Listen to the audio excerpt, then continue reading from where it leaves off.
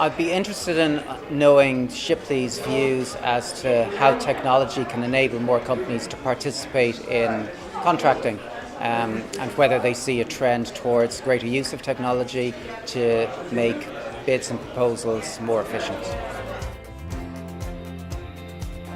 My name's Chris Milburn and I work for Shipley as a product manager. Thank you for your question, Tony. In the time available, I can't do much justice to the first question, but in terms of using technology in the bidding process, then I have a few thoughts that I can share with you. There is a trend in the bidding community to start moving to using technology in the bidding process.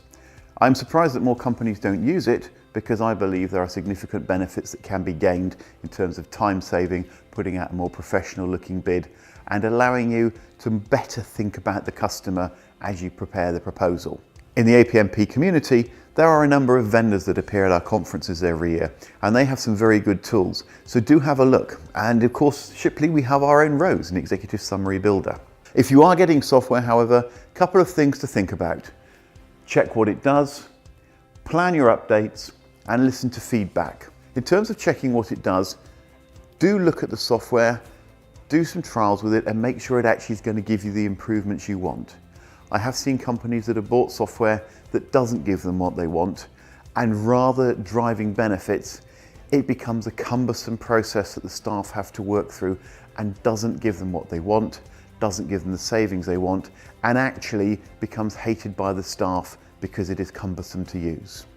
In terms of planning updates, one of the things that is critical is when you're using software, that software must be kept up to date. You're going to need an administrator. Somebody will need the task of monitoring usage, making sure the content is updated, and planning regular reviews of the software, because there's nothing more frustrating to the users if certificates are out of date or information is out of date. So make sure someone is doing that role.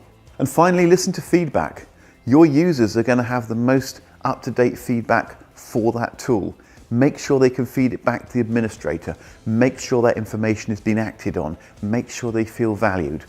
Because if they don't, they will just use it grudgingly and they won't feel part of the process, and they'll give up giving you the feedback you need. But where companies do this, get the right bit of software, keep it updated, and they do listen to the feedback, they have very successful systems and they achieve significant increases in their profitability, reducing the amount of time to put bids together, and more importantly, they go on to win more good business.